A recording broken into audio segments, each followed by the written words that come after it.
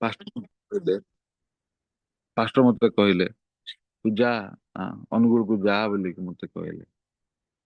ହଁ, ସେ ସମୟରେ ଆ, ତା ପୂର୍ବରୁ କେମିତିକିଆ ବିଷୟ ଘଟିଥିଲା ମୁଁ ଟିକେ କହିବି।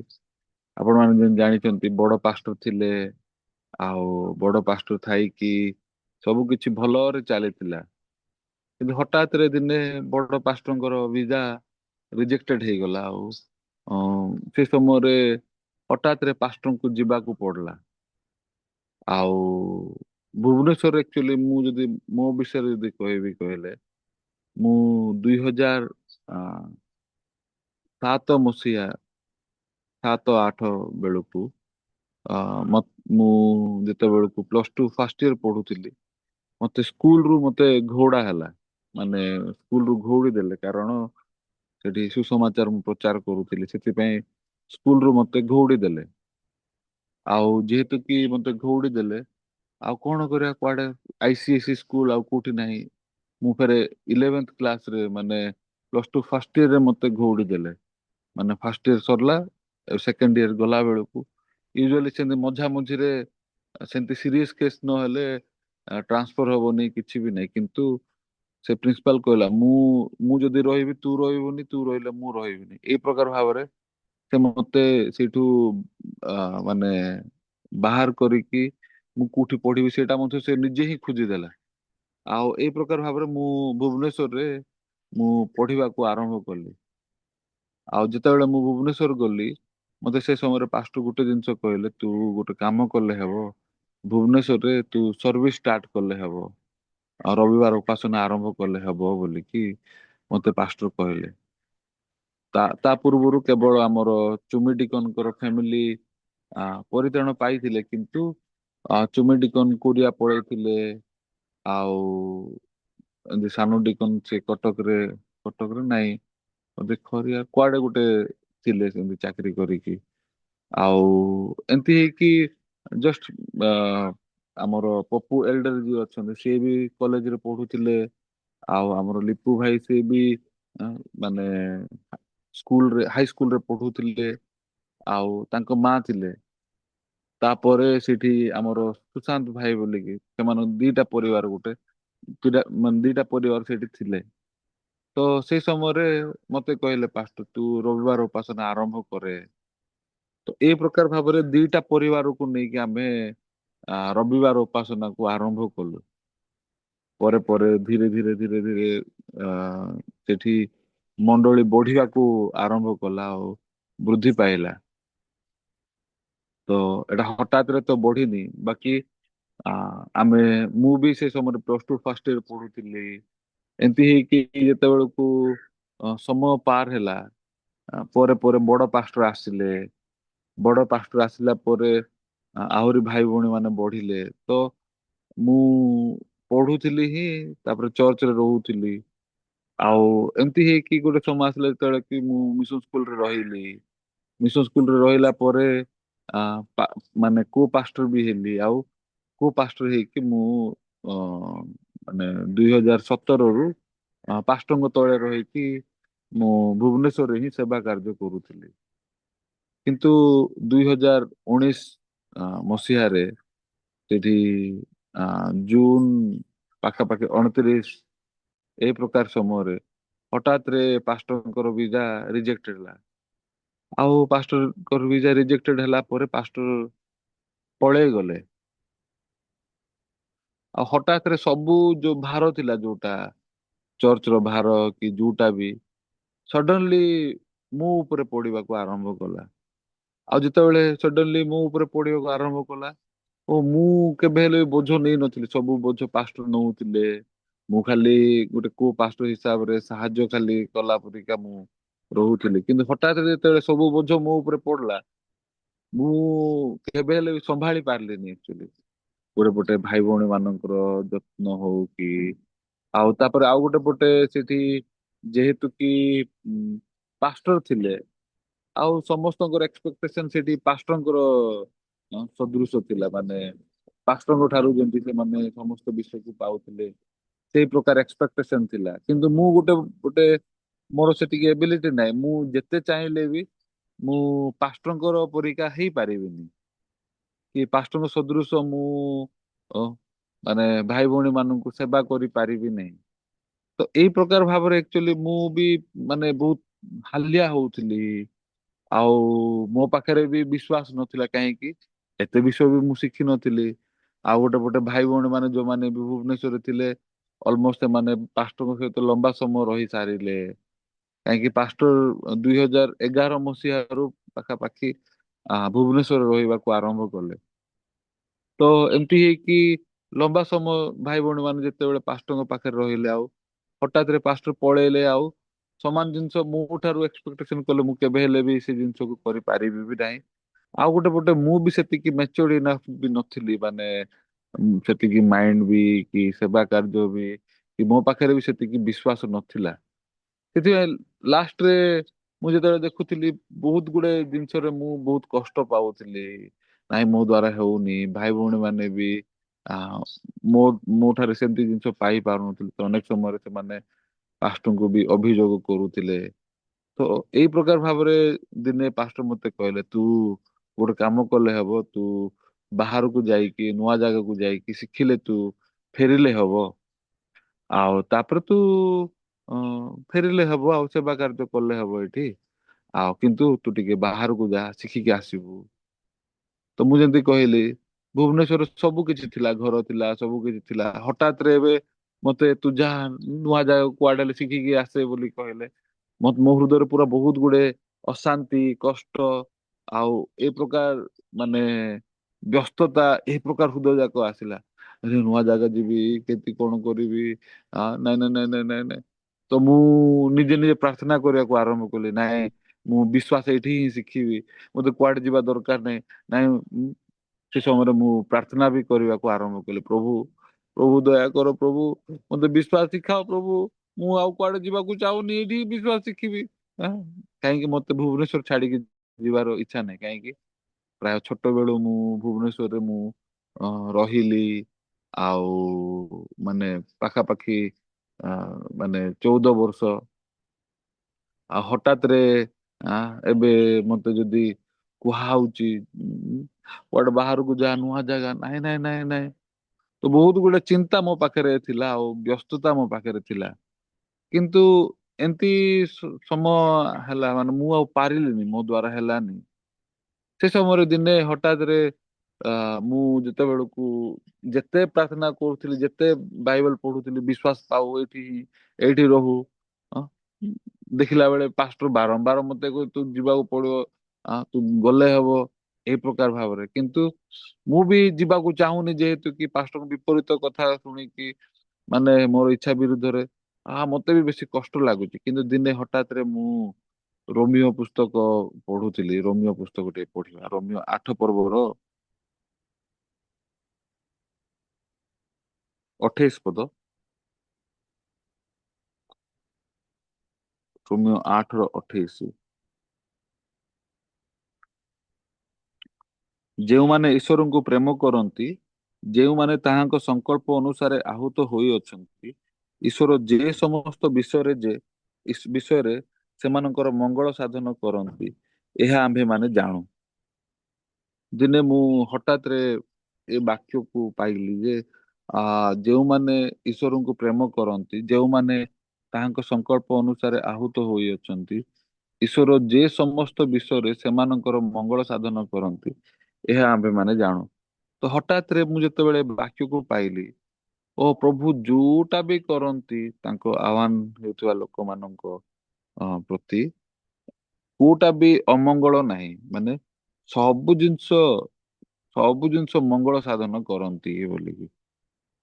ତ ମୁଁ ଯେତେବେଳେ ଏ ବାକ୍ୟକୁ ପାଇଲି, ମୋ ହୃଦୟରେ ଗୋଟେ ପଟେ ଯେହେତୁ କି ବହୁତ କଷ୍ଟ ଥିଲା, କାହିଁକି ଜବରଦସ୍ତି ପାଷ୍ଟର ଇଆଡେ ପଠଉଛନ୍ତି, ଇଆଡେ ମୁଁ ଯିବାକୁ ଚାହୁଁନି, ଆଉ ମୁଁ ଏଠି ହିଁ ଭୁବନେଶ୍ୱରରେ ରହିବାକୁ ଚାହୁଁଛି। ତ ଏଇ ପ୍ରକାର ସ୍ଥିତିରେ ପ୍ରକୃତରେ ଏ ବାକ୍ୟ ମୋର ହୃଦୟରେ ବେଶୀ ଅ, ଚଳିବ, ଯଦି ଫାଇନାଲି ପାଷ୍ଟର ଯଦି ମନସ୍ଥ କଲେଣି ଆଉ ଜବରଦସ୍ତି ମତେ ପଠେଇବା ପାଇଁ, ତାହେଲେ ଠିକ ଅଛି ତାହେଲେ। ତ ଏଇ ପ୍ରକାର ଭାବରେ ମୁଁ ଏ ବାକ୍ୟ ମୁଁ ଯେତେବେଳେ ପାଇଲି, ଚଳିବ ଯଦି ପ୍ରଭୁ ମଙ୍ଗଳ ପାଇଁ ଯଦି ମତେ ପଠେଇବାକୁ ଚାହୁଁଛନ୍ତି, ତାହେଲେ ଠିକ ଅଛି, ଚଳିବ। ତ ଏଇ ପ୍ରକାର ଭାବରେ ଆକ୍ଚୁଆଲି ମୁଁ ସେଠି ଅ, ଅନୁଗୁଳକୁ ପଠାଗଲି ଆକ୍ଚୁଆଲି। ଯିବା ବେଳେ ବି ହଠାତରେ ମାନେ ଅ, କାଲି ଯା, ଆଉ ଯେତେବେଳେ ଫିକ୍ସ ହେଲା ଅନୁଗୁଳ କହିକି କାଲି, ହଁ ଶୀଘ୍ର ଯା, ବାହାର କେବେ ଯାଉଛୁ, ଯାଉଛୁ ନା ନାଇଁ, ଏଇ ପ୍ରକାର ଭାବରେ ଘଉଡ଼ିଲା ପରିକା ମତେ ପୁରା ପାଷ୍ଟର ମାନେ ପଠେଇଦେଲେ ମତେ। ତ ଯେତେବେଳକୁ ମୁଁ ସେଇଠି ଅନୁଗୁଳକୁ ଯିବା ପାଇଁ ବାହାରିଲି, ମୋ ପାଖରେ ପଇସା ବି ନଥିଲା। ଆଉ ହଠାତରେ ଯେହେତୁ କି ଏଇଟା ମାନେ କୋରୋନାର ଜଷ୍ଟ ପରେ ପରେ ମାନେ ସେକେଣ୍ଡ ୱେଭ ଯେତେବେଳେ ଚାଲିଥିଲା ସେତେବେଳର କଥା। ତ ସେତେବେଳକୁ ଆମର ଉଁ, ପଇସା ବି ନଥିଲା, କିଛି ବି ନାହିଁ। ହଠାତରେ ଯା ବୋଲି କହିଲେ କେମିତି ଯିବୁ, କୋଉଠି ରହିବୁ, କଣ? ଆଉ ଏଇ ପ୍ରକାର ଭାବରେ ମୁଁ ଯେତେବେଳେ ବାହାରିଲି, ମୁଁ ମୋର ମନେ ଅଛି ଯେ ସେଠି ମୋ ପାଖରେ ବୋଧେ 500 ଟଙ୍କା ଗୋଟେ ଥିଲା ବୋଧେ। ତ ଏମିତି ହେଇକି ମୁଁ ତେଲ ଗାଡିରେ ପକେଇବି ବୋଲିକି ଗଲି, ଦେଖିଲା ବେଳେ ଆ, ଟାୟାର ଇଏ ହେଇଯାଇଛି, ମାନେ ଆ, ତାର ଭାଲ୍ଭ, ଟ୍ୟୁବଲେସ୍ ଟାୟାର, ତାର ଭାଲ୍ଭ ଟା କଟି ଯାଇଛି। ଏଟା ହେଲା ବେଳକୁ 150 ଟଙ୍କା, ତେଲ ପକେଇଲା ବେଳେ ପଇସା ସବୁ ସରିଲା।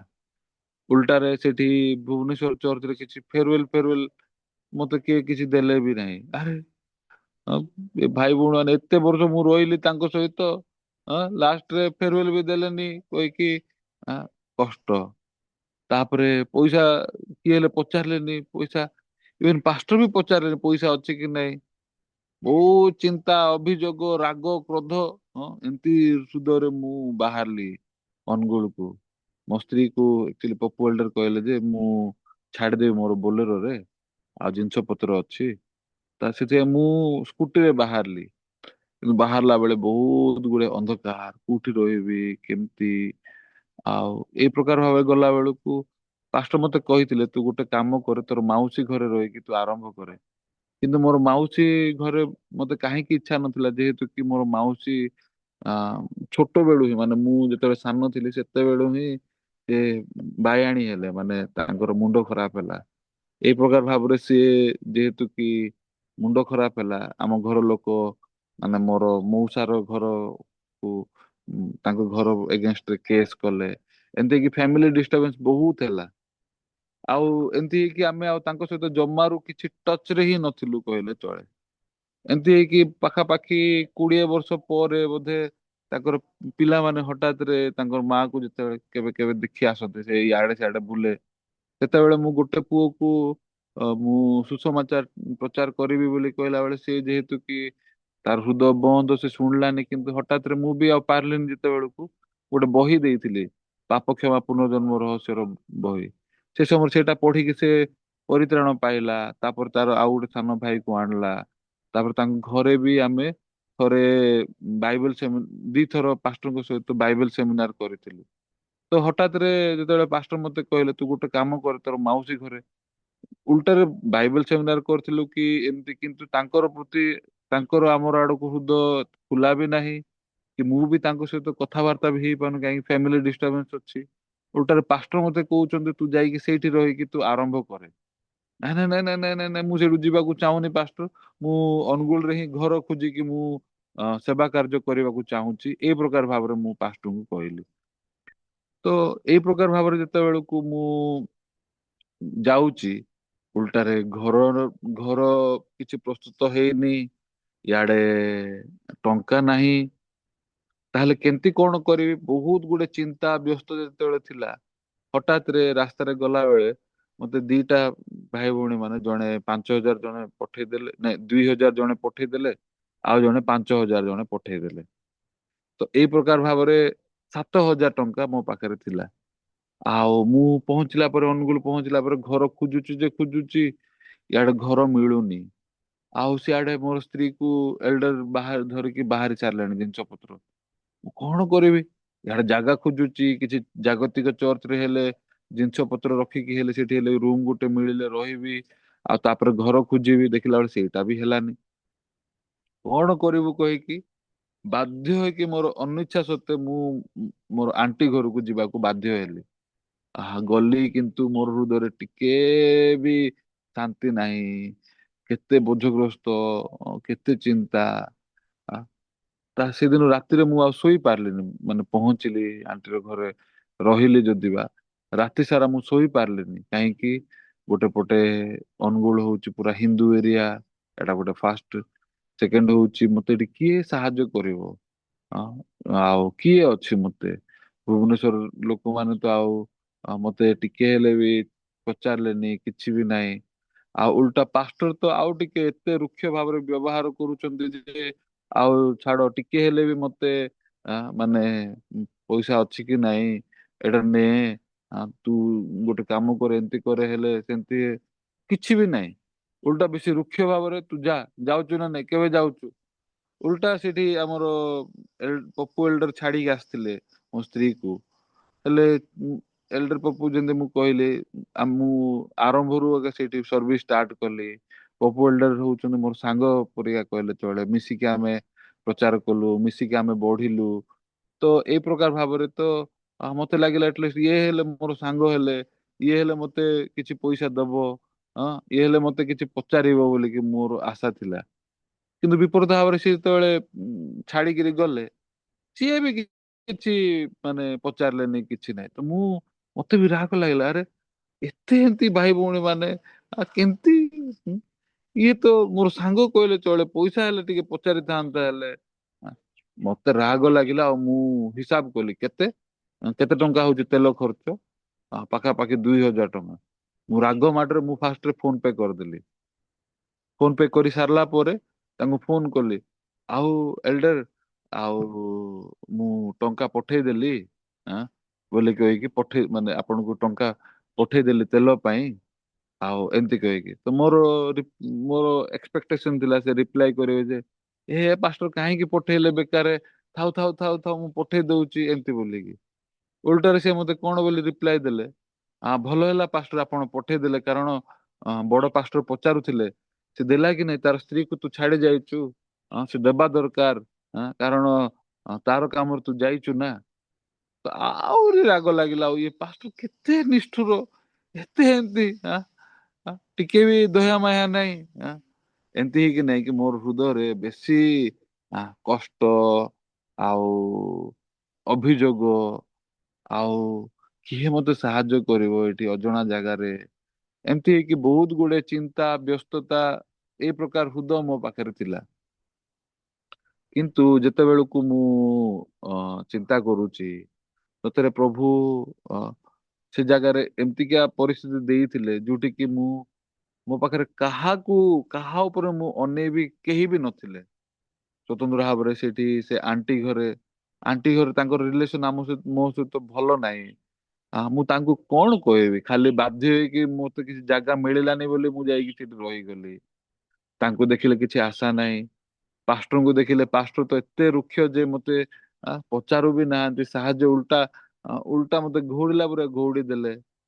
ଆଉ ଗୋଟେ ପଟେ ଭୁବନେଶ୍ଵର ଭାଇ ଭଉଣୀ ମାନେ ତ ଫେରୱେଲ କଣ, ଆ, ପଇସା ବି କିଛି ଦେଲେନି, କେବଳ 2 ଜଣଙ୍କ ଛଡା।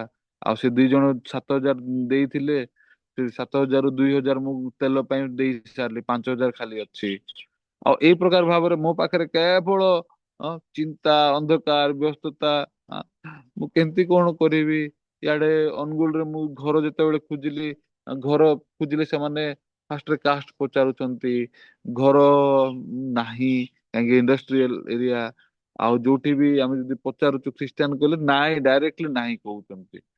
ତ ଏଇ ପ୍ରକାର ଭାବରେ ମୋର ହୃଦୟରେ ପୁରା, କେମିତି ମତେ କିଏ ସାହାଯ୍ୟ କରିବ, କୋଉଠି ଏଠି ମୁଁ କେମିତି ବଞ୍ଚିବି, କାହାଠୁ କଣ ଖାଇବି, କେମିତି କଣ? ହଠାତ୍ ରେ ସେଦିନ ମୋ ହୃଦୟରେ ସେମିତି ବି ବହୁତ କଷ୍ଟ ଥିଲା, ଅନ୍ଧକାର ଥିଲା, ରାଗ ଥିଲା। କିନ୍ତୁ ମୁଁ ଆଉ ଗୋଟେ ପଟେ ଜାଣିଛି ପାଷ୍ଟର ମତେ ଟାର୍ଗେଟ କରିଛନ୍ତି, ମାନେ କଣ, ଗାଳି ଦେବାରେ, ଇଏ କରିବାରେ। ସେଟା ପାଇଁ ମୁଁ ଯଦି ମର୍ଣ୍ଣିଂ ସର୍ଭିସ ଆଟେଣ୍ଡ କରିବିନି କହିଲେ, ଆହୁରି ଏବେ ଦେଖିବେ ଯାଇଛି ସେ କଣ ଇଏ କରୁଛି କି ନାହିଁ, ସେଟା ପାଇଁ ଜୁମ ଅନ୍ କରିକି ମୁଁ ବସି ପଡିଛି। କିନ୍ତୁ ହୃଦୟରେ ଅନ୍ଧକାର, କଷ୍ଟ, ବାକ୍ୟ ଶୁଣିବାକୁ ଇଚ୍ଛା ନାହିଁ, ପାଷ୍ଟରଙ୍କ ଆଡକୁ ଅଭିଯୋଗ ଅଛି।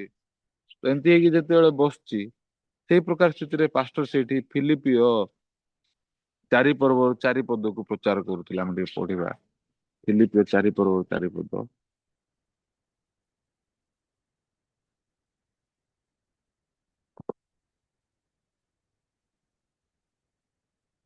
ଏଠି ଲେଖା ହେଇଛି ଫିଲିପିଓ ଚାରି ପର୍ବର ଚାରି ପଦ।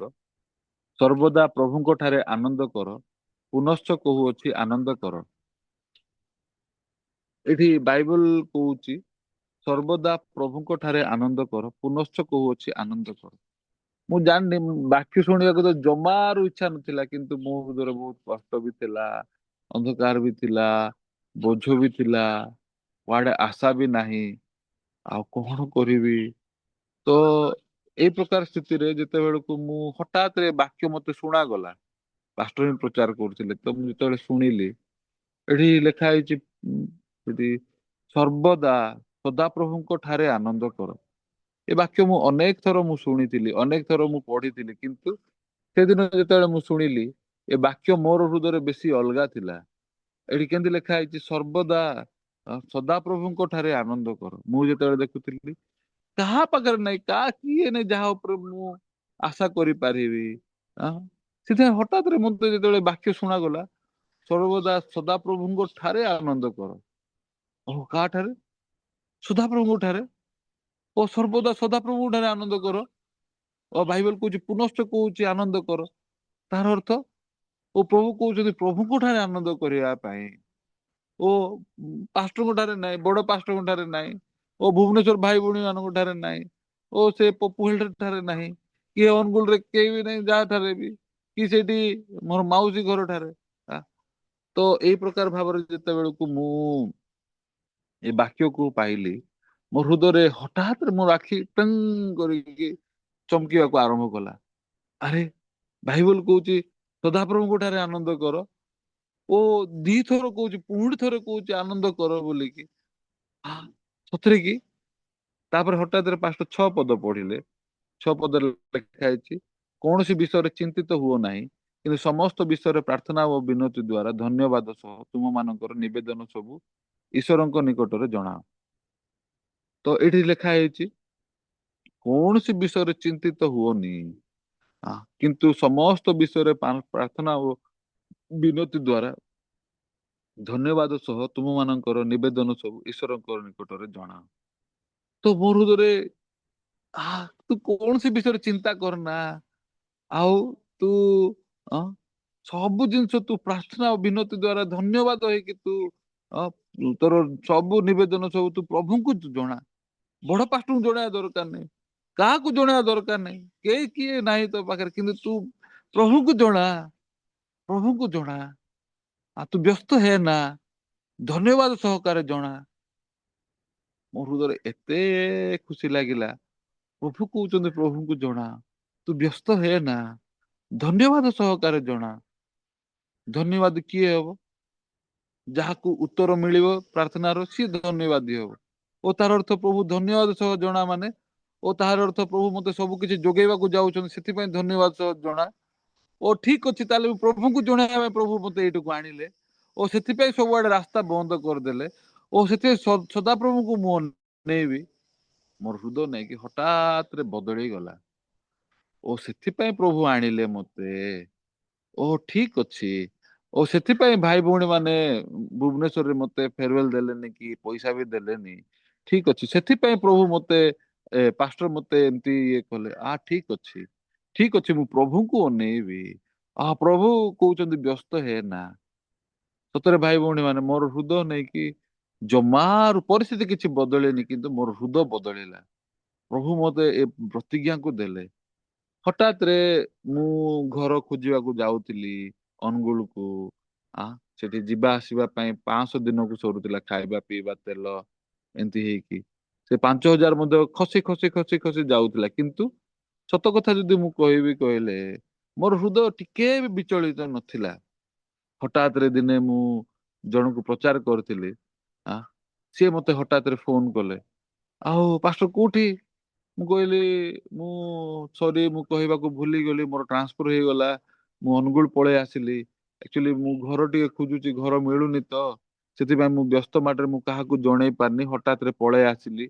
ଏମିତି ଯେତେବେଳେ କହୁଥିଲି, ହଁ କି ପାଷ୍ଟର, ପାଷ୍ଟର ତାହେଲେ ରୁହନ୍ତୁ ରୁହନ୍ତୁ ରୁହନ୍ତୁ କହିକି ସେ ଫୋନ କାଟିଦେଲେ। ଆଉ ସେଠି ଆଉ ଜଣେ ଅଫିସର ଜଣେ ସେ ସୁପରିନଟେଣ୍ଡେଣ୍ଟ ଜଣେ ଜିଏସଟି ଡିପାର୍ଟମେଣ୍ଟ ସିଏ ମତେ ଫୋନ କଲେ। ସାର୍ ସାର୍ ସାର୍ ସାର୍ ମୁଁ ଶୁଣିଲି ଆପଣ ଆସିଛନ୍ତି ଘର ଖୋଜୁଛନ୍ତି ଘର ମିଳୁନି। ସାର୍ କିଛି ବ୍ୟସ୍ତ ହେବାକୁ ଦରକାର ନାହିଁ। ମୁଁ ହୋଟେଲ ନହେଲେ ଗେଷ୍ଟ ହାଉସ କିଛି ବି କରିଦେବି। ଆପଣ ଫ୍ରିଲି ରହିବେ ଖାଇବେ ସବୁ କିଛି ଇଏ କରିବେ। ଆଉ ଆପଣଙ୍କୁ ଆପଣ ଘର ବି ମୁଁ ଖୋଜିବା ପାଇଁ ସାହାଯ୍ୟ କରିବି କାର ବି ଦେବି। କିଛି ବ୍ୟସ୍ତ ହୁଅନ୍ତୁନି ବୋଲିକି ସେ ନିଜର ଆଡୁ ଫୋନ କଲେ। ଆରେ ହଁ ହଉ ହଉ ଠିକ ଅଛି। କିନ୍ତୁ ହଠାତରେ ଡିସିଜନ ହେଲା ସେଇ ସପ୍ତାହରେ ହିଁ ଯେ ଲକଡାଉନ ହବ। ହଁ, ଆଉ 3 ଦିନ 4 ଦିନ ପରେ ହଠାତ୍ ଯେତେବେଳେ ଏମତି ଶୁଣିଲି ତାହେଲେ ମୁଁ ଚିନ୍ତା କଲି ଯେ କାହିଁକି ସେଇଠି ରହିବି। ମୁଁ ସେଇଠି ରହିଲେ ହେଡ କ୍ଵାର୍ଟରରେ ଇଆଡେ ସିଆଡେ ବୁଲି ବି ହବନି କାହିଁ ପୁଲିସ ସର୍ଭେଲେନ୍ସ ଥିବ ସବୁବେଳେ। ତାପରେ ସେଇଟା ପାଇଁ ଥାଉ ମୁଁ ମାଉସୀ ଘରେ ହିଁ ରହିବି। ଲକଡାଉନ ସରିଲା ପରେ ନହେଲେ ମୁଁ ଆପଣ ଯୋଉଟା କହୁଛନ୍ତି ସେମିତି କରି ଘର ଖୋଜିବା। ତ ମୁଁ ସେ ସମୟରେ ମୋର ମାଉସୀ ଘରେ ରହିଲି। ଯେତେବେଳେ ମାସ ମାନେ ପାଖାପାଖି 2 ମାସ ଆଉ ଥରେ ଲକଡାଉନ ହେଲା। ଏ 2 ମାସ ବେଳକୁ ତାଙ୍କ ସହିତ ବୋଧେ ନିକଟବର୍ତ୍ତୀ ହେଲି। ମୁଁ ପ୍ରଚାର ମଧ୍ୟ ଇଆଡେ ସିଆଡେ ଗଲି। ତ ଲକଡାଉନ ସରିଲା ବେଳକୁ ସତରେ ମୋ ପାଖରେ 1,60,000 ଟଙ୍କା ଥିଲା। ଭୁବନେଶ୍ୱରରୁ ବି ସେମାନେ ସେତେବେଳକୁ ପଇସା ବି ପଠେଇ ଦେଲେ 20,000 ଗୋଟେ। ତ ମୁଁ ଯେତେବେଳେ ଦେଖୁଥିଲି ସତରେ ମୋର ହୃଦୟ ଯେତେବେଳେ ବଦଳିଲା। ଓ ପ୍ରଭୁ କାହିଁକି ମତେ ଏ ଜାଗାକୁ ଆଣିଲେ। ଓ ପ୍ରଭୁଙ୍କୁ ଅନେଇବା ପାଇଁ। ଓ ପ୍ରଭୁଙ୍କୁ ବିଶ୍ୱାସ କରିବା ପାଇଁ। ଓ ମୁଁ ଭୁଲ ବୁଝୁଥିଲି ମତେ ପାଷ୍ଟର ବେଶୀ ରୁକ୍ଷ ଭାବରେ ବ୍ୟବହାର କରୁଛନ୍ତି। ଭାଇ ଭଉଣୀ ମାନେ ମତେ ପଚାରିଲେନି। ଓ ଏଇଠି ମତେ କିଏ ଦେଖିଲା ବେଳକୁ ସବୁ ଯୋଜନା ଗୋଟେ ଗୋଟେ ଗୋଟେ ଗୋଟେ ସବୁ ଭଲ ପାଇଁ ହିଁ ଯେମିତି ମୁଁ କହୁଥିଲି ସେ ରୋମିଓ 8ର 28 ଈଶ୍ୱର ତାଙ୍କର ମନୋନୀତ ଲୋକମାନଙ୍କ ନିମନ୍ତେ ଯେ ସମସ୍ତ ବିଷୟ ମାନେ ପ୍ରସ୍ତୁତ କରୁଛନ୍ତି ସବୁ ମଙ୍ଗଳ ନିମନ୍ତେ। ତ ମୁଁ ବି ଯେତେବେଳେ ଦେଖୁଥିଲି ଆ ସବୁ କିଛି ବେଶୀ ବଢିଆରେ। ଆଉ ଲକଡାଉନ ସରିଲା ବେଳକୁ ପଇସା ବି ରେଡି। ସେତେବେଳକୁ ମତେ ସେ ଯୋଉ ସୁପରିନଟେଣ୍ଡେଣ୍ଟ ସେ ଗୋଟେ ହୋଟେଲ ଗୋଟେ କରିଦେଲେ। ସେ ହୋଟେଲରେ ଆମେ ସ୍ୱାମୀ ସ୍ତ୍ରୀ ରହିକି ସେ ତାଙ୍କର କାରରେ ମିଶିକି ଆମେ ସପ୍ତାହ ସାରା ପୁରା ଫ୍ରିଲି ରହିଲୁ। ଘର ଖୋଜିଲୁ ଘର ବି ମିଳିଲା। ମୁଁ ଯେତେବେଳେ ଦେଖୁଥିଲି ସବୁ କିଛି ଗୋଟେ ଗୋଟେ ଗୋଟେ ଗୋଟେ ପ୍ରଭୁ ପ୍ରସ୍ତୁତ କରିଛନ୍ତି। ମୁଁ କିଛି ବ୍ୟସ୍ତ ହେବାର କିଛି ଆବଶ୍ୟକ ନାହିଁ। ଓ ମୁଁ ବ୍ୟସ୍ତ ହଉଛି କାରଣ ମୁଁ ପ୍ରଭୁଙ୍କୁ ବିଶ୍ୱାସ କରୁନି। ଓ ପ୍ରଭୁ ସବୁ କିଛି ପ୍ରଥମେ ବାକ୍ୟକୁ ଦଉଛନ୍ତି। ତାପରେ ପ୍ରଭୁ ସବୁ କାମ କରୁଛନ୍ତି। ଯେତେବେଳେ ମୁଁ ବାକ୍ୟକୁ ଦେଖିଲି ପ୍ରଭୁଙ୍କର ହୃଦୟକୁ ମୁଁ ଜାଣିଲି। ସତରେ ତାପରେ ପରେ ପ୍ରଭୁ ସବୁ କିଛି ମଧ୍ୟ ମତେ ଯୋଗେଇଲେ। ମୁଁ ଆଜି ବି ସେଇଠି ବାଇବଲ ଆମେ ପଢିଲୁ। ତ ବାଇବଲରେ ସେଇଠି ଆମେ ଯେତେବେଳେ ଦେଖିବା ପ୍ରଥମ ଦ୍ଵିତୀୟ ସାମୁଏଲ 7 ପର୍ବ।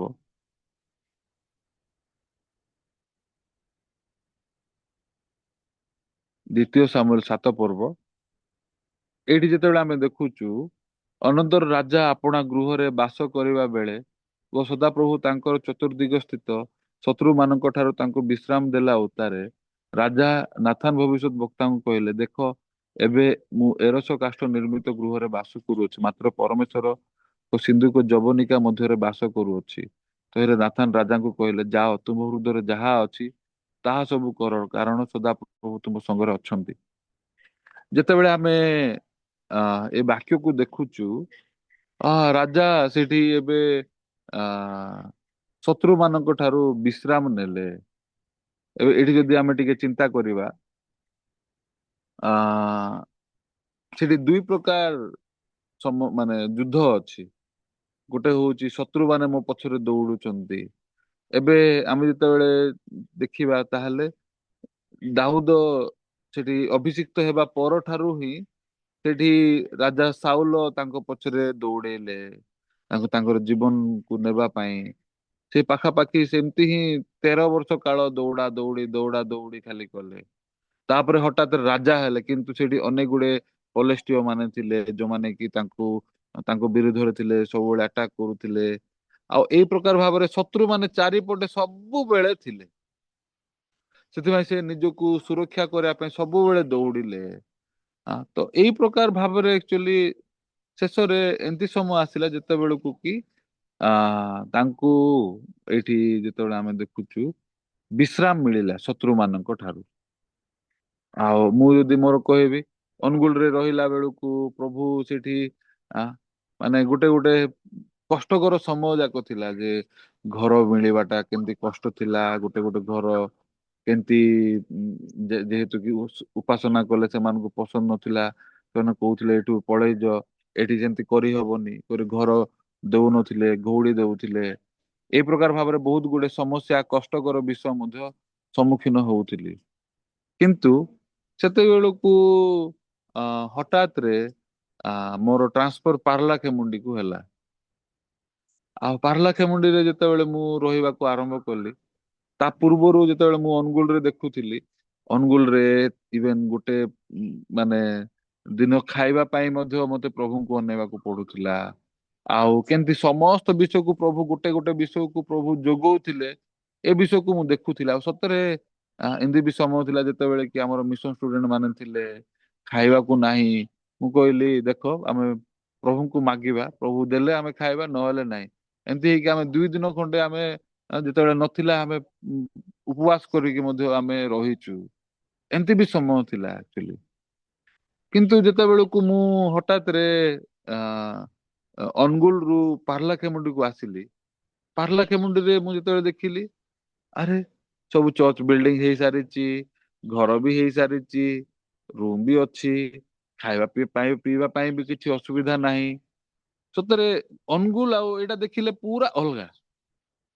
ସେମିତି ହିଁ ବର୍ତ୍ତମାନ ଏବେ ଯେତେବେଳକୁ ଦାଉଦ ଏବେ ଦେଖୁଛନ୍ତି, ଦାଉଦ ଏବେ ଥିଲା ବେଳକୁ ମାନେ ଆ, ଆରାମରେ ଏବେ ରହିପାରିବେ। ଆଉ ଯାହା ହଉ ଶତ୍ରୁ ମାନେ କେହି ବି ନାହାନ୍ତି। ଯାହା ହଉ ଏବେ ଟିକେ ମୁଁ ଆରାମ କରିବି, ଏଇ ପ୍ରକାର ଭାବରେ ମାନେ ସେ ବିଶ୍ରାମ କରି ପାରିଥାନ୍ତେ। ଏତେ କଷ୍ଟରେ ଥିଲି ମୁଁ, ଏବେ ଟିକେ ଏନ୍ଜୟ ଟିକେ କରେ କି ଆରାମ ଟିକେ କରେ। କିନ୍ତୁ ବିପରୀତ ଭାବରେ ତାଙ୍କ ହୃଦୟରେ କେମିତିକା ହୃଦୟ ଅଛି। ଆରେ ମୁଁ ଏବେ ଏରସ କାଠରେ ଘର ଏରସ କାଠର ଘରେ ରହୁଛି, ରାଜପ୍ରସାଦରେ ରହୁଛି, କିନ୍ତୁ ପ୍ରଭୁ ତମ୍ବୁ ସମାଗମ ତମ୍ବୁ ଭିତରେ ରହୁଛନ୍ତି। ତାଙ୍କ ହୃଦୟରେ ସେ ଶାନ୍ତିରେ ରହି ପାରୁନାହାନ୍ତି।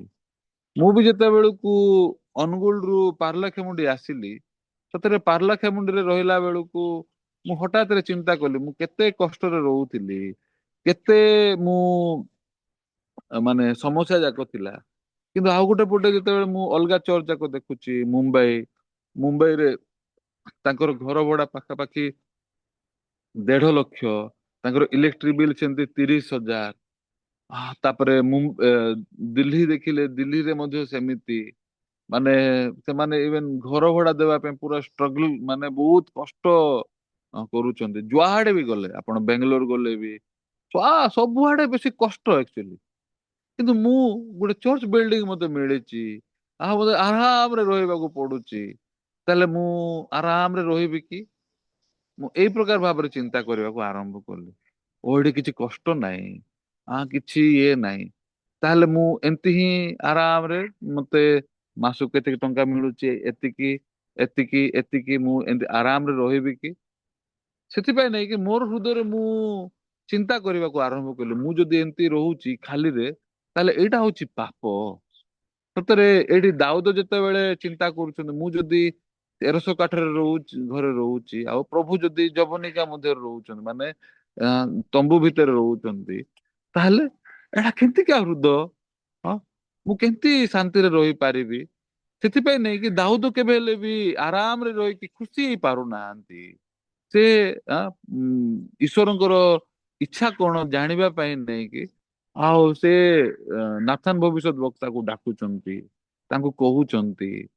ଆଉ ତାଙ୍କୁ କହିଲା ବେଳକୁ ନେଇକି ସେ ଏଇଠି ଯେତେବେଳେ ଆମେ ଦେଖୁଛୁ, ସେ ସମୟ ନାଥାନ ଭବିଷ୍ୟତ ବକ୍ତା ବି କହିଲେ ଯେ ହଉ, ଯୋଉଟା ତମ ହୃଦୟରେ ଅଛି ରାଜା, ତୁମେ ସେମିତି କର।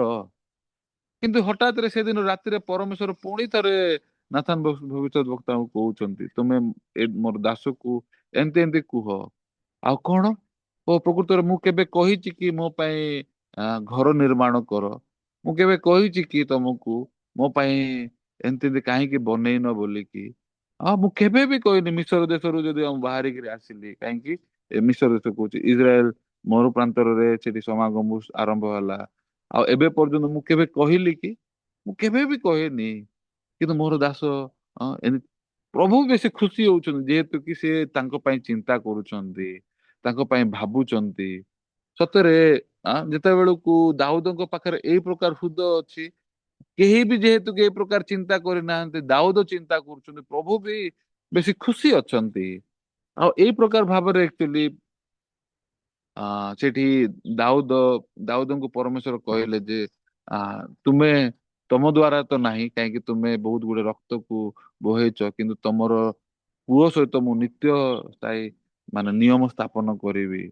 ଆଉ ଏମିତି ହେଇକି ତମର ବଂଶ ସହିତ ପ୍ରଭୁ ବହୁତ ଖୁସି ହେଇଛନ୍ତି। ସେ ସମୟରେ ପ୍ରତିଜ୍ଞା ମଧ୍ୟ ଦଉଛନ୍ତି, ଆଶୀର୍ବାଦ ମଧ୍ୟ ଦଉଛନ୍ତି, ଆଉ ତ ପୁଅ ଦ୍ଵାରା ମୁଁ ଇଏ କରିବି ବୋଲିକି। ଆଉ ଏଇ ପ୍ରକାର ଭାବରେ ସେଠି 8 ପର୍ବ ଆରମ୍ଭ ହଉଛି।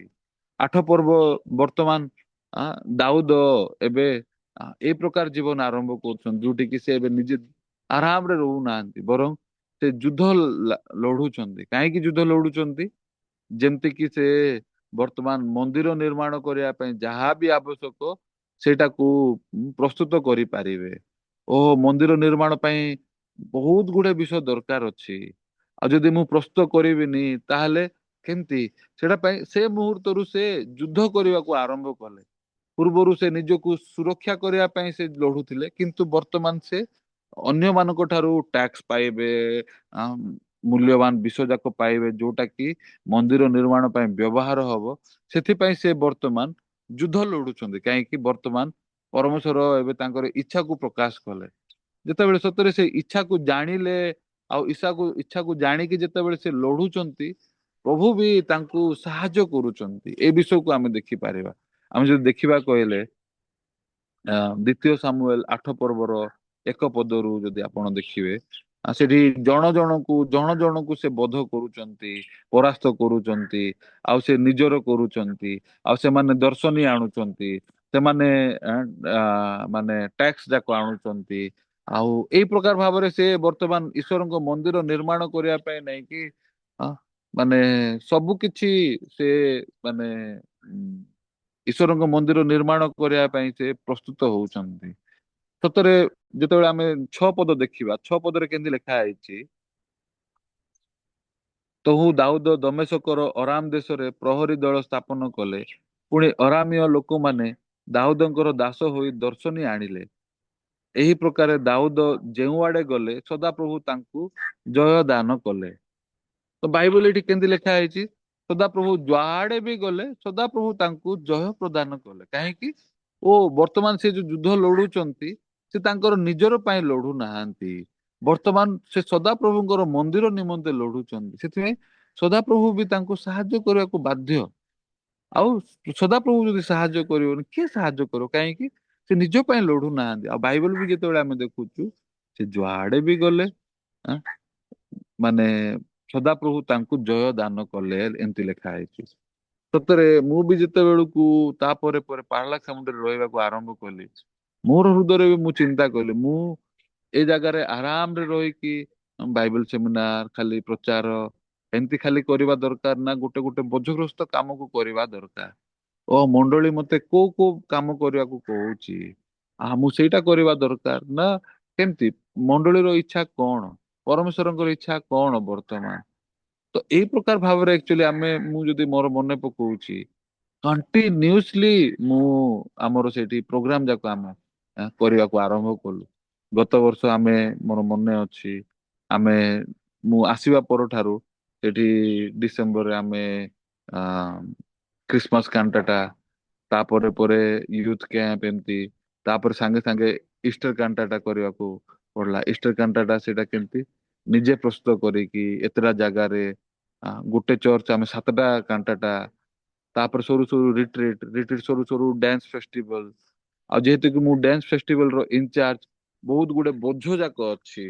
ତ ଏଇ ପ୍ରକାର ଭାବରେ ଯେତେବେଳେ ମୁଁ ମନେ ପକେଇଲି, ଗୋଟେ ପରେ ଗୋଟେ ବୋଝ ଯାକ କାମ ଯାକ ଆମେ କରିବାକୁ ଆରମ୍ଭ କଲୁ।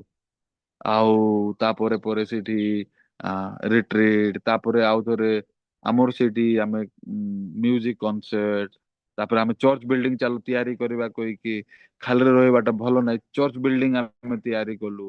ଚର୍ଚ୍ଚ ବିଲ୍ଡିଂ ଚାଲିଥିଲା କି ଆଉ ଥରେ ଆମର କ୍ରିସମାସ କାଣ୍ଟଟା ଆମର ସେଇଠି ପ୍ରିପାରେସନ ହେଲା। ସବୁ କିଛି ଆମେ ବୁଝିଲୁ। ତାପରେ ଏତେଟା ଜାଗାରେ ଆମେ କାଣ୍ଟାଟା ମଧ୍ୟ କଲୁ। ତାପରେ ସରିଛି କି ନାଇଁ ଆଉ ଥରେ ଇଷ୍ଟର କାଣ୍ଟାଟା। ତାପରେ କଣ୍ଟିନ୍ୟୁସଲି ମୁଁ ଯଦି କହିବି କହିଲେ ଏବେ ପର୍ଯ୍ୟନ୍ତ ଗୋଟେ ପରେ ଗୋଟେ ପରେ ଗୋଟେ ପରେ ଗୋଟେ ଖାଲି ଏକା ନାହିଁ। ଏମିତି ସମୟ ବି ଅଛି ଯେ ଯେତେବେଳକୁ କି ମୁଁ ବହୁତ ଜାଗା ମୁଁ ଯାଇ ବି ପାରୁନି, ଯେହେତୁ କି ଗୋଟେ ପରେ ଗୋଟେ ଗୋଟେ ପରେ ଗୋଟେ। ବର୍ତ୍ତମାନ ବି ମୁଁ ଅ, ରବିବାର ଶନିବାର ରବିବାର ଖାଲି ମୁଁ ଯଦି ପାରଳାଖେମୁଣ୍ଡି ଯାଉଛି କହିଲେ ମୁଁ ଉଦୟଗିରି ଅଛି, କାହିଁକି ଆମର ଡ୍ୟାନ୍ସ ଟିମ୍ ମାନେ ଅଛନ୍ତି। ଆଉ ସତରେ ଏଇ ପ୍ରକାର ଭାବରେ ମୁଁ ଯେତେବେଳେ ମୁଁ ବଞ୍ଚୁଛି ଗୋଟେ ପଟେ ସତରେ ବୋଝ ଆକ୍ଚୁଆଲି ମୁଁ ଯଦି କହିବି କହିଲେ ଡ୍ୟାନ୍ସ ଟିମ୍ କୁ ଅ, ପ୍ରସ୍ତୁତ କରିବାଟା ଏତେ ଇଜି ନାହିଁ, କାହିଁକି ତାଙ୍କର ଫ୍ଲାଇଟ୍ ଟିକେଟ, ତାଙ୍କର ରେଜିଷ୍ଟ୍ରେସନ ଫିସ୍ ସବୁ କିଛି ଭାବିଲେ ମାନେ ମୁଣ୍ଡ ଖରାପ ହେଇଯାଉଛି। ଏବେ ପର୍ଯ୍ୟନ୍ତ ଆମର ଆ, ଆସନ୍ତା ପର ଦିନ ଆମର ଭିଜା ଆପ୍ଲାଇ ହେଲା, କିନ୍ତୁ ପିଲାମାନଙ୍କୁ ପଚାରିଲେ ଭିଜା ଫିସ୍ ଦିଅ କହିଲେ ଭିଜା ଫିସ୍ ଦିଅ କହିଲେ ନାହିଁ। ଯୋଉମାନେ ଏତେ ଦିନ ରହିକି ଭିଜା ଫିସ୍ କଲେକ୍ସନ କରି ପାରିଲେନି ସେମାନେ ଟିକେଟ ପଇସା ଆହୁରି ଦେବେ। ହଁ ପ୍ରଭୁ, କୁଆଡୁ ଲାଷ୍ଟରେ ବିଜାର ହେଇକି ମୁଁ ତମେ ସବୁ ଘରକୁ ପଳେଇ ଯାଅ, ଘରକୁ ଯାଅ, ଘରକୁ ଯାଅ, ଏଠି ରହିବା ଦରକାର ନାହିଁ। ତମେ ଟିକେଟ ଖୋଜିବନି, ଟିକେଟ ପଇସା, ଭିଜା ପଇସା ମୁଁ ଏଠି ଠିକା ନେଇଛି, ଦରକାର ନାହିଁ, ତମେ ଯାଅ, ଯାଅ, ଯାଅ, ପଳାଅ, ଯାଅ। ଏମିତି ହେଇକି ବିଜାର ହେଇଗଲି ମୁଁ ସତରେ। ହଁ, ମୁଁ ମ୍ୟାନେଜ କରି ତ କେମିତି ସିଆଡେ ଫୋନ ଆସୁଛି ଭିଜା ପଇସା ପଠେଇବ ନା ନାଇଁ, ଭିଜା ପଇସା ନ ପଠେଇଲେ କେମିତି ଭିଜା ହବ। ଯେତେବେଳେ ଏଇ ପ୍ରକାର ବୋଝଗ୍ରସ୍ତ ବିଷୟକୁ ସମ୍ମୁଖୀନ ହେବାକୁ ପଡୁଛି ମୁଁ ସେ ସମୟରେ ଚିନ୍ତା କରିବାକୁ ଆରମ୍ଭ କଲି। ଆଉ ସତରେ ପ୍ରକୃତରେ ଡ୍ୟାନ୍ସ ଟିମ୍ ଯାଉ ଏଇଟା କାହାର ଇଚ୍ଛା? ଏଇଟା କଣ ମୋର ଇଚ୍ଛା କି? ଡ୍ୟାନ୍ସ ଟିମ୍ ଯାଉ ଆଉ ଡ୍ୟାନ୍ସ ଟିମ୍ ଯାଇକି ସେଠି ପରଫର୍ମ କରୁ, ଏଇଟା ମୋର ଇଚ୍ଛା ବି ନାହିଁ। ମୁଁ ବି ଚାହୁଁନି ଏ ବୋଝଗ୍ରସ୍ତ କାମ କରିବାକୁ। ମୁଁ ମଧ୍ୟ ପଛଘୁଞ୍ଚା ହେବାକୁ ଚାହୁଁଛି। କିନ୍ତୁ ଆଉ ଗୋଟେ ପଟେ ପ୍ରକୃତରେ ଏ ଡ୍ୟାନ୍ସ ଟିମ୍ କାହିଁକି ଯିବା ଦରକାର? ସତରେ ଏଇଟା କଣ ଈଶ୍ୱରଙ୍କର ଇଚ୍ଛା କି?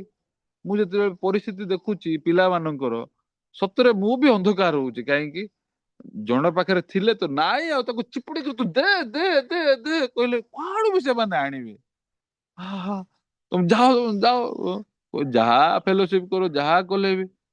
କିନ୍ତୁ ହଠାତରେ ମୁଁ ଯେତେବେଳେ ପରମେଶ୍ୱରଙ୍କ ସାମ୍ନାରେ ମୁଁ ଚିନ୍ତା କରିବାକୁ ଆରମ୍ଭ କଲି, ପ୍ରକୃତରେ ଏମାନେ ଏଇଟା ଈଶ୍ୱରଙ୍କର ଇଚ୍ଛା ନା ନାହିଁ? ଆ, ସେ ସମୟରେ ମୁଁ ଚିନ୍ତା କଲି ଏଇଟା କଣ ମୋ ଠାରୁ ବାହାରିକିରି ଆସିଛି କି? ଏଇଟା ମୋର ଇଚ୍ଛାରୁ ବାହାରିକିରି ଆସିଛି କି ଡ୍ୟାନ୍ସ ଟିମ୍ ଯାଆନ୍ତୁ? ପ୍ରକୃତରେ ଏଇଟା ହଉଛି କୋରିଆ ୱାର୍ଲଡ କ୍ୟାମ୍ପ ରୁ ଆରମ୍ଭ ହେଇଛି। ପ୍ରକୃତରେ କୋରିଆ ୱାର୍ଲଡ କ୍ୟାମ୍ପ କେମିତି ଆରମ୍ଭ ହେଲା ଆଉ କୋଉଥିପାଇଁ, ଆଉ ବର୍ତ୍ତମାନ ପ୍ରକୃତରେ କୋରିଆ ୱାର୍ଲଡ କ୍ୟାମ୍ପରେ କୋଉ କୋଉ କୋଉ ବିଷୟ କରାହଉଛି? ପ୍ରକୃତରେ କୋରିଆ ୱାର୍ଲଡ କ୍ୟାମ୍ପରେ ବହୁତ ଗୁଡେ ମାନେ ସିଏଲଏଫ ପାଷ୍ଟର ବିଶପ ମାନେ ପୃଥିବୀ ସାରାରୁ ଆସୁଛନ୍ତି। ସେଠି ଅନେକ ଗୁଡେ ମିନିଷ୍ଟର ମାନେ ଅଲଗା ଅଲଗା ଦେଶରୁ ଆସୁଛନ୍ତି। ଆଉ ଯୋଉଟା କି ସତରେ ଆମେ ଏଇ ଜାଗାରେ କରିପାରୁନୁ ସେ ପ୍ରକାର ବିଷୟ କୋରିଆରେ ଏ ୱାର୍ଲଡ କ୍ୟାମ୍ପ ଦ୍ଵାରା ହଉଛି। ସତରେ ଆମେ ଜଣକୁ ପରିବର୍ତ୍ତନ କରିପାରିବା କି? ଆମେ ଜଣକୁ ବଡ ବଡ ବିଶପ ମାନଙ୍କୁ ବାକ୍ୟ ଶୁଣ, ବାଇବେଲ ଖୋଲ ବୋଲି ପ୍ରଚାର କରିପାରିବା କି? ଏଇଟା ଅସମ୍ଭବ। କିନ୍ତୁ ବିପରୀତ ଭାବରେ ଯେତେବେଳେ ଆମେ ସେ ଜାଗାକୁ ନେଇକି ଯାଉଛୁ, ସେମାନେ ପୁରା ସେ ମହଲ ଦେଖିକି ଗୋଟେ ଗୋଟେ ବିଷୟକୁ ଦେଖିକି ସେମାନେ ଆଶ୍ଚର୍ଯ୍ୟ। ଆଉ ପାଷ୍ଟର ଯେତେବେଳେ ଏଭ୍ରି 10 ପର୍ବର 10 ପଦ ଯେତେବେଳେ କଣ୍ଟିନ୍ୟୁସଲି ତାଙ୍କୁ ପ୍ରଚାର କରୁଛନ୍ତି, କାହାର ହୃଦୟରେ ସେମିତି ନାହିଁ ଯାହାର ହୃଦୟରେ ବାକ୍ୟ ନଥିବ କି ଯିଏ ଶୁଣି ନଥିବ। ଏହି ପ୍ରକାର ଭାବରେ ଅନେକ ପାଷ୍ଟର ମାନେ ସେମାନେ ପରିତ୍ରାଣ ପାଉଛନ୍ତି। ତ ଆମେ ଯେତେବେଳେ ଦେଖିବା ଏ ବାକ୍ୟ ପ୍ରଚାର ପୂର୍ବରୁ ସେଠି କଲଚରାଲ ପରଫରମେନ୍ସ ଯାକ ଅଛି। ସତରେ ଏ କଲଚରାଲ ପରଫରମେନ୍ସ ଯଦି ନାହିଁ ତାହେଲେ ଏ ୱାର୍ଲଡ କ୍ୟାମ୍ପ ର ସୌନ୍ଦର୍ଯ୍ୟ ବି ନାହିଁ ଆକ୍ଚୁଆଲି କହିଲେ ଚଳେ। ହଁ, ନିଶ୍ଚିତ ଭାବରେ ଆମେ ଯଦି ଦେଖିବା ଦି ପ୍ରକାର ଟିଭି ଅଛି, ଗୋଟେ ବ୍ଲାକ୍ ଆଣ୍ଡ ହ୍ୱାଇଟ ଟିଭି ଅଛି ଆଗରେ ଥିଲା, ଆଉ କଲର ଟିଭି।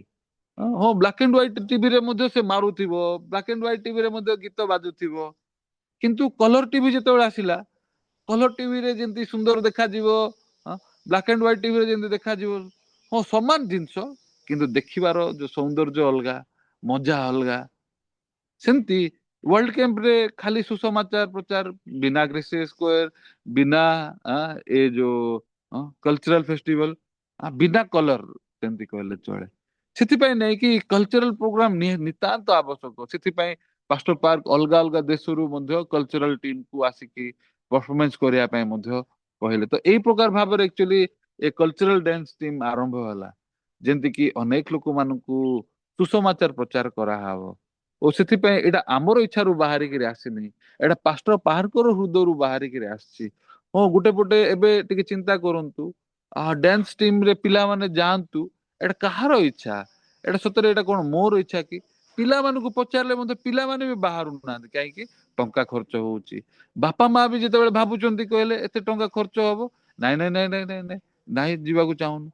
ସତରେ ଆମେ ଯେତେବେଳେ ଦେଖିବା ଏ ସିଏଲଏଫ ଯଦି ହେଉଛି, ଆଉ ସିଏଲଏଫ କୁ ଯଦି ଲୋକମାନେ ଆଟେଣ୍ଡ କରିବାକୁ ଯାଉନାହାନ୍ତି ତାହେଲେ କେମିତି? ଉଦାହରଣ ସ୍ୱରୂପ ଆମ ଚର୍ଚ୍ଚ ରେ ଗୋଟେ ବାହାଘର ଭୋଜି ଗୋଟେ ଭାଇର ଗୋଟେ ହଉଛି, ହଁ, ଆଉ କେହି ବି ଯାଉନାହାନ୍ତି, ତାହେଲେ କେମିତି? ବାହାଘର ଭୋଜି ହଉଛି କିନ୍ତୁ କିଏ ବି ଯାଉନାହାନ୍ତି, ତାହେଲେ ଯିଏ ବାହାଘର ଆୟୋଜନ କରୁছে କେମିତି? ଆମ ଚର୍ଚ୍ଚର ଲୋକଙ୍କର ହୃଦୟ ମୋ ସହିତ ନାହିଁ। ସମାନ କେତେ କଷ୍ଟ କେତେ ଇଏ ଲାଗିବ। ସେମିତି ପାଷ୍ଟର ପାର୍କ ଏ ୱାର୍ଲଡ କେପ୍ କରୁଛନ୍ତି କିନ୍ତୁ ଭାରତରୁ କିଏ ଲିଡର୍ସ ମାନେ ଯାଉନାହାନ୍ତି, କି କିଛି ବି ଯାଉନାହାନ୍ତି, କି ନାଚ ଟିମ୍ ବି ଯିବାକୁ ଚାହୁଁନାହାନ୍ତି, ତାହେଲେ କେମିତି? କିନ୍ତୁ ବିପରୀତ ଭାବରେ ସେଠି ଲୋକମାନେ ଅଛନ୍ତି ଯୋଉମାନେ କି ଈଶ୍ୱରଙ୍କର ଇଚ୍ଛାକୁ ଖୋଜୁଛନ୍ତି। ଈଶ୍ୱରଙ୍କର ଇଚ୍ଛା କଣ?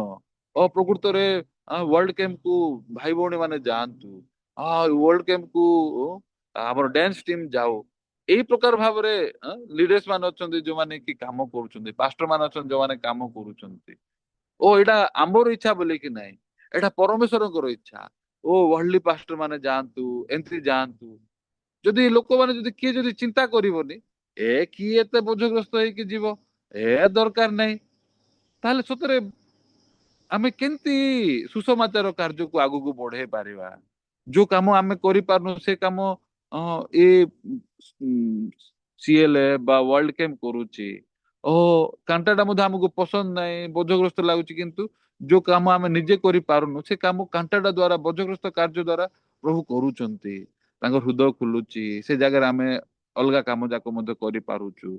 ସତରେ ଯେତେବେଳେ ଆମେ ଦେଖିବା ଏ ବୋଝଗ୍ରସ୍ତ କାର୍ଯ୍ୟ ଦ୍ଵାରା ପ୍ରଭୁ ସାହାଯ୍ୟ କରୁଛନ୍ତି, ପ୍ରଭୁ କାର୍ଯ୍ୟ କରୁଛନ୍ତି, କିନ୍ତୁ ଆଉ ଗୋଟେ ପଟେ କେହି ବି ଯଦି ବୋଝଗ୍ରସ୍ତ ହେବାକୁ ଚାହିଁବେନି ତାହେଲେ ସତରେ କଣ ଆଗକୁ ବଢିବ କି? କିନ୍ତୁ ବିପରୀତ ଭାବରେ ବୋଝଗ୍ରସ୍ତ ହେଲେ ବି ଜଣେ ଯେତେବେଳେ ଆଗକୁ ବଢୁଛି, ଓହୋ ଏଇଟା ପ୍ରଭୁଙ୍କର ଇଚ୍ଛା, ପ୍ରଭୁ ଚାହୁଁଛନ୍ତି, ପ୍ରଭୁ ସାହାଯ୍ୟ କରିବେ, ଯେମିତି ଦାଉଦକୁ ସାହାଯ୍ୟ କରୁଛନ୍ତି। ଏଇଟା ହଉଛି ସେ ମନ୍ଦିର ନିର୍ମାଣ କରିବାର କାର୍ଯ୍ୟ। ତ ଏଇ ପ୍ରକାର ଭାବରେ ଯେତେବେଳେ ପାଦ କାଢୁଛୁ ପ୍ରଭୁଙ୍କର ଇଚ୍ଛାକୁ ଦେଖିକି, ପ୍ରଭୁ ମଧ୍ୟ ପ୍ରତ୍ୟେକ ସମୟରେ ସାହାଯ୍ୟ କରୁଛନ୍ତି, ଏ ବିଷୟକୁ ମଧ୍ୟ ମୁଁ ଦେଖି ପାରୁଛି। ଏ ସମୟରେ ବି ଯେତେବେଳେ ମୁଁ ହଠାତ୍ ରେ ଚିନ୍ତା କରିବାକୁ ଆରମ୍ଭ କଲି, ସତରେ ଆମର ଡ୍ୟାନ୍ସ ଟିମ୍ ଯାଆନ୍ତୁ ଏତେ କଷ୍ଟରେ, ଏତେ ଇଏରେ, ଏଇଟା କାହାର ଇଚ୍ଛା? ଏଇଟା କଣ ମୋର ଇଚ୍ଛା କି? ଏଇଟା ପ୍ରଭୁଙ୍କର ଇଚ୍ଛା। ତାହେଲେ କିଏ ସାହାଯ୍ୟ କରିବା ଦରକାର? ପ୍ରଭୁ ସାହାଯ୍ୟ କରିବା ଦରକାର, ପ୍ରଭୁ କାର୍ଯ୍ୟ କରିବା ଦରକାର। ଓ ମୁଁ ଅନୁଗୁଳକୁ ଯାଇକି ସେବା କାର୍ଯ୍ୟ କରୁ, ଏଇଟା କାହାର ଇଚ୍ଛା ଥିଲା? ପ୍ରଭୁଙ୍କର ଇଚ୍ଛା ଥିଲା, ସେଥିପାଇଁ ପ୍ରଭୁ ମତେ ପଠେଇଲେ। ସେଠି ଲେଖା ହେଇଛି ଯୋଉମାନେ ତାହାଙ୍କ, ଆଉ ଥରେ ଟିକେ ପଢିବା ସେ ରୋମିଓ 8 ପର୍ବ,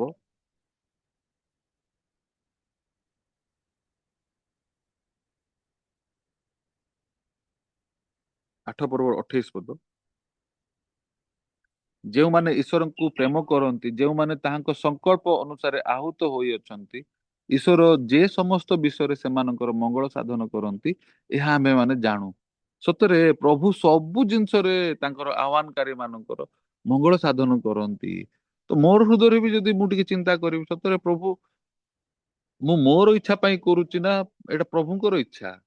ମୁଁ ପାରଳାଖେମୁଣ୍ଡିରେ ରହିଲା ବେଳେ ବି ଯେତେବେଳେ ମୁଁ ଯୋଉଟା ବି ଏଇଟା ପ୍ରଭୁଙ୍କର ଇଚ୍ଛା, ଯଦି ବହୁତ କଷ୍ଟ ଅଛି କି ବୋଝଗ୍ରସ୍ତ ବିଷୟ ବି ଥିଲା, ପ୍ରଭୁ କେମିତି କେମିତି ସାହାଯ୍ୟ କରିଛନ୍ତି ସେ ବିଷୟକୁ ମୁଁ ଦେଖିଛି। ହଁ, ଗୋଟେ ଗୋଟେ ମୁହୂର୍ତ୍ତରେ ମୁଁ ଅନ୍ଧକାର ବି ହେଇଛି, ବୋଝଗ୍ରସ୍ତ ବି ହେଇଛି, ଆଉ ଅଭିଯୋଗ ବି କରିଛି, ଅନ୍ଧକାର ବି ହେଇଛି, କିନ୍ତୁ ଆଉ ଗୋଟେ ପଟେ ପ୍ରଭୁ ନିଜେ ନିଜର ବାକ୍ୟକୁ ମଧ୍ୟ ଦେଇକି ସବୁ ଜିନିଷକୁ ସଫଳ ମଧ୍ୟ କରିଛନ୍ତି, ତାଙ୍କର କାର୍ଯ୍ୟକୁ ମଧ୍ୟ ଦେଖେଇଛନ୍ତି।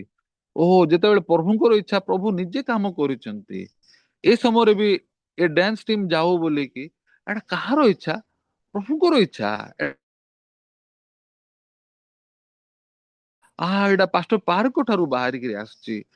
ଯେହେତୁ କି ଆ ପ୍ରଭୁଙ୍କର ଇଚ୍ଛା, ପ୍ରଭୁ ନିଶ୍ଚୟ ସାହାଯ୍ୟ କରିବା ପାଇଁ ବାଧ୍ୟ।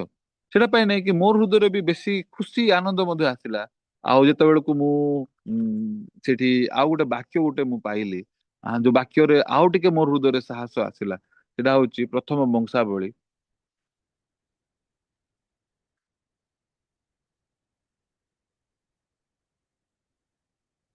ପ୍ରଥମ ବଂଶାବଳୀ ସେଠି ଆମେ 12 ପର୍ବ ଯଦି ପଢିବା,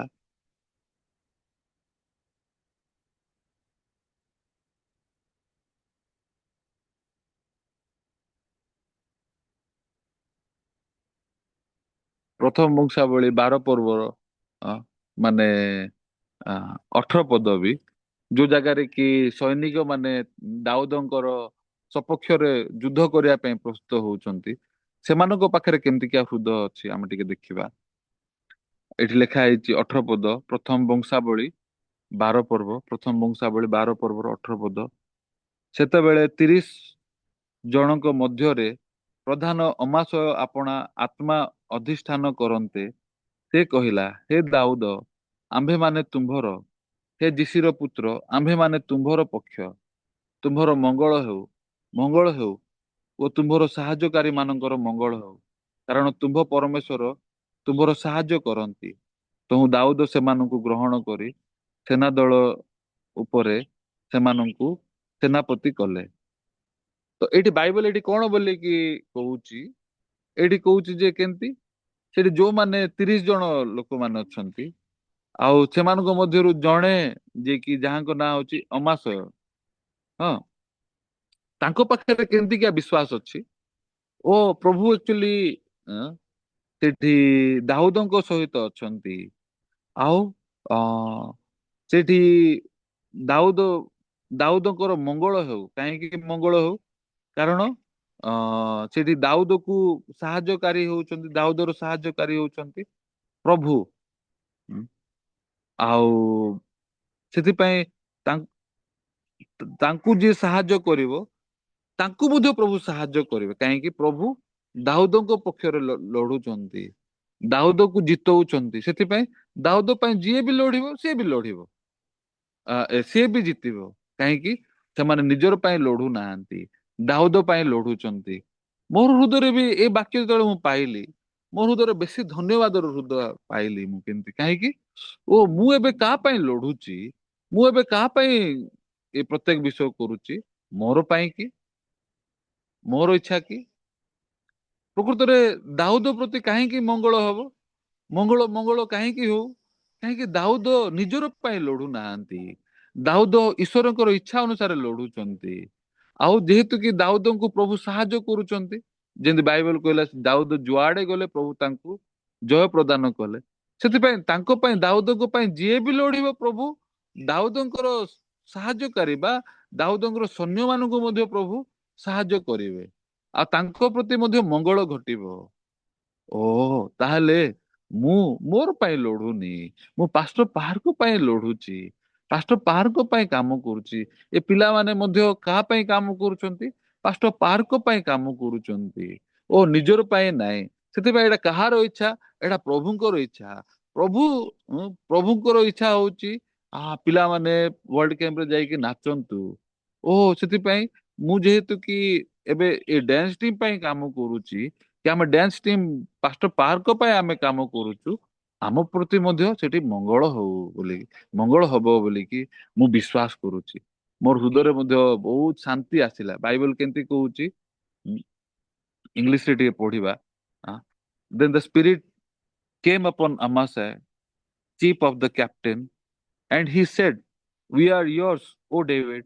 We are on your side, O son of Jesse. Peace, peace to you, and peace to your helpers, for your God helps you.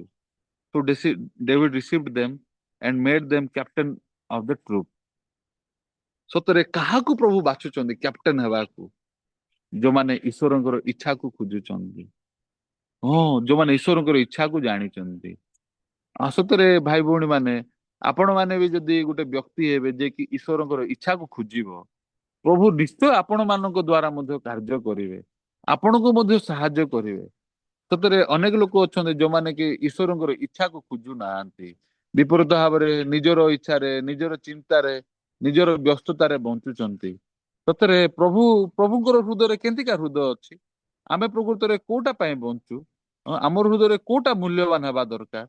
ସତରେ ଆମେ ଯେତେବେଳେ ବଞ୍ଚୁଛୁ, ଆମ ହୃଦୟରେ କୋଉଟା, ମଣ୍ଡଳୀରେ ବର୍ତ୍ତମାନ କଣ ଚାଲିଛି? ମଣ୍ଡଳୀର ହୃଦୟ କଣ? ପରମେଶ୍ୱର କୋଉ ହୃଦୟକୁ ମଣ୍ଡଳୀ ଦ୍ଵାରା ପ୍ରବାହ କରୁଛନ୍ତି? ଯେତେବେଳେ ଆମର ହୃଦୟ ସେଇଟା ସହିତ ଏକ ଅଛି, ପ୍ରଭୁ ଆମମାନଙ୍କୁ ମଧ୍ୟ ସାହାଯ୍ୟ କରିବେ। ପ୍ରତ୍ୟେକ ଜଣଙ୍କୁ ସାହାଯ୍ୟ କରିବେ ସତରେ। କିନ୍ତୁ ଲୋକମାନେ ଅଛନ୍ତି ଯୋଉମାନେ କି ଈଶ୍ୱରଙ୍କର ଇଚ୍ଛା ପ୍ରତି ମନୋଯୋଗୀ ନାହାନ୍ତି। ସେମାନେ ତାଙ୍କର ଇଚ୍ଛା କଣ? ଟଙ୍କା ଏଠି ଲାଗିବ। ଟଙ୍କା ଯଦି ଆସିବ କଥା କହିଲେ ସେ ମୁହୂର୍ତ୍ତରୁ ତାଙ୍କର ରିଆକ୍ସନ ଅଲଗା। କାହିଁକି? କଣ ପାଇଁ ଏଇଟା କଲେ ହିଁ ହଉଛି କି? ହଁ ବହୁତ ଗୁଡେ ଜିନିଷ ଯାକ ଏବେ ନେଗେଟିଭ ରିଆକ୍ସନ, ନେଗେଟିଭ ରୁମର୍ସ ଯାକ ଆରମ୍ଭ ହବ। ମଣ୍ଡଳୀ ଭିତରେ ମଧ୍ୟ ଲୋକମାନେ ଅଛନ୍ତି, ତାଙ୍କର ହୃଦୟ ଲୁଚେଇବା ପାଇଁ ସେମାନେ ବହୁତ ଜଷ୍ଟିଫାଇଡ କଥା ଯାକ କହିବେ। ପରିବେଶକୁ ପୁରା ଅନ୍ଧକାରମୟ ମଧ୍ୟ କରିବେ। କାହିଁକି? ତାଙ୍କ ହୃଦୟରେ ସତରେ ଈଶ୍ୱରଙ୍କର ହୃଦୟ, ମଣ୍ଡଳୀର ହୃଦୟ ପ୍ରବାହ ହଉଛି ସେଥିପାଇଁ କି କି ସେମାନେ ଆ, ବୋଝଗ୍ରସ୍ତ ହଉଛନ୍ତି ପଇସା କଥା ଶୁଣିକି। କୋଉଥିପାଇଁ? ପଇସା କଥା ଯୋଉଠି ବି ଆସିବ କଥା ନେଇକି ସେଇଠୁ ନେଗେଟିଭ, ଇଆଡେ ସିଆଡେ, ଏଇଟା କଣ ଈଶ୍ୱରଙ୍କ ଇଚ୍ଛା, ଏମିତି କଣ। ସେଥିପାଇଁ ନେଇକି ଲୋକମାନେ ନିଜକୁ ସୁରକ୍ଷା କରିବାକୁ ଚାହାନ୍ତି। ଆ, ତାଙ୍କ ହୃଦୟରେ କେବେ ହେଲେ ବି ପ୍ରଭୁଙ୍କର ଇଚ୍ଛା କଣ, ପ୍ରଭୁ କଣ ଚାହୁଁଛନ୍ତି, ମଣ୍ଡଳୀରେ କୋଉ ପ୍ରକାର ହୃଦୟ ପ୍ରବାହ ହଉଛି, ମଣ୍ଡଳୀ କୋଉ ବିଷୟ ଏବେ ଯୋଗୀ ନାହିଁ।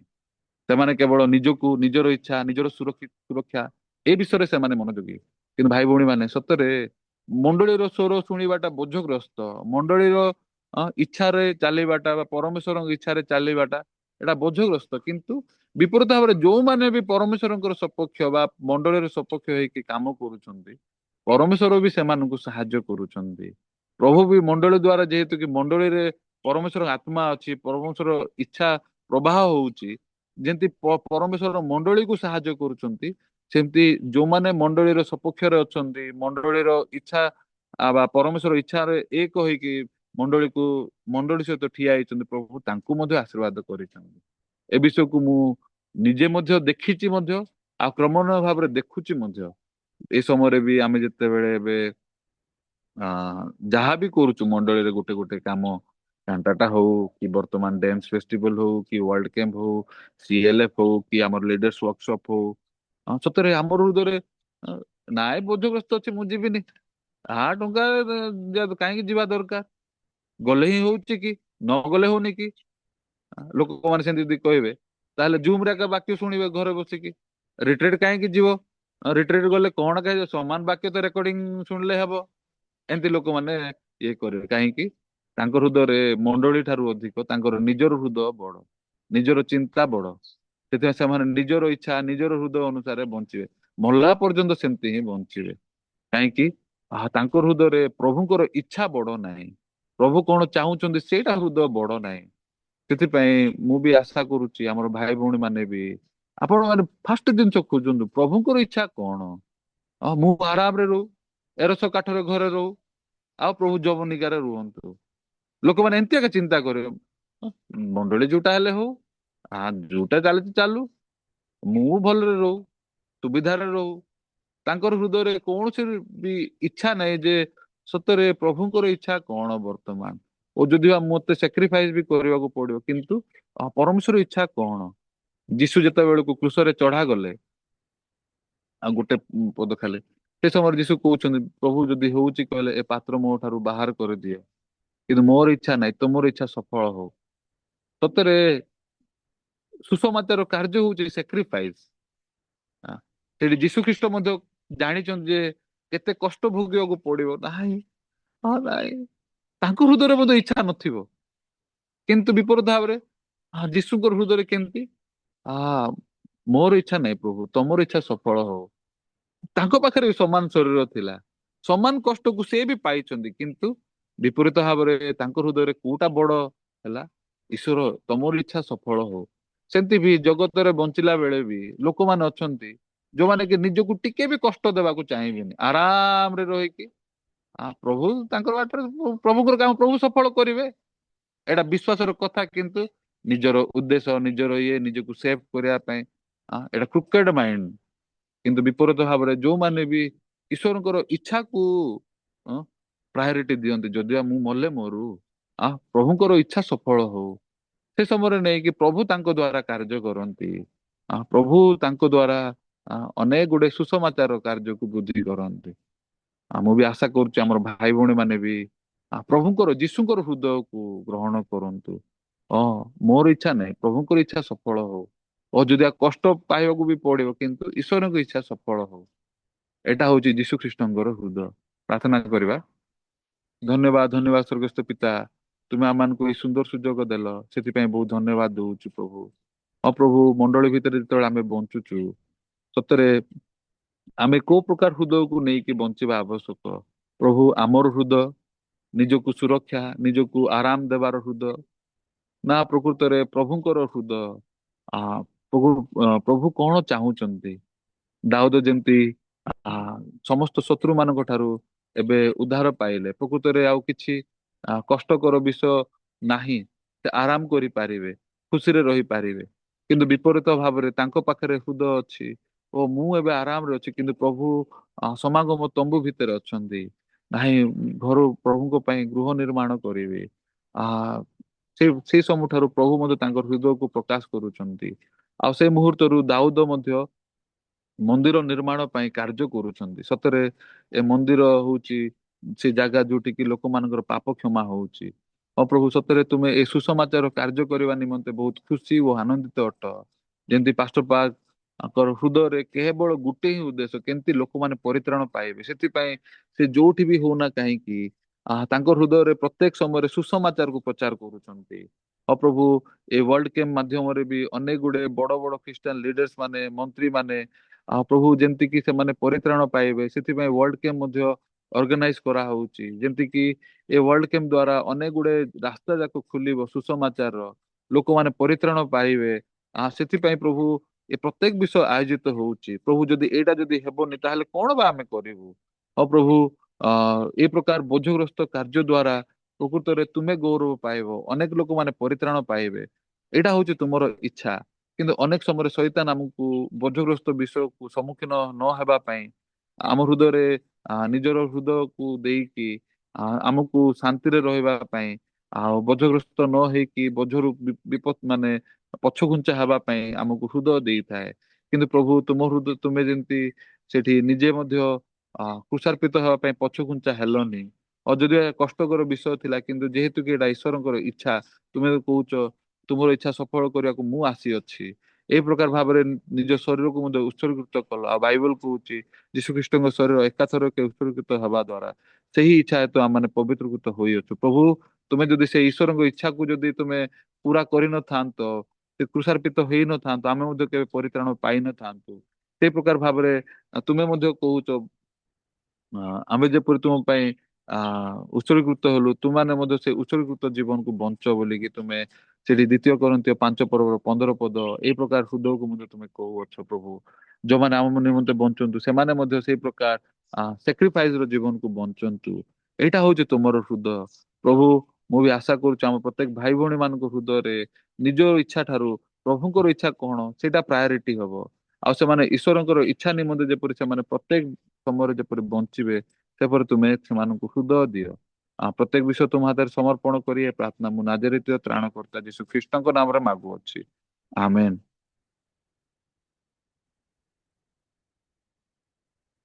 ଠିକ ଅଛି, ସମସ୍ତଙ୍କୁ ଧନ୍ୟବାଦ, ନମସ୍କାର।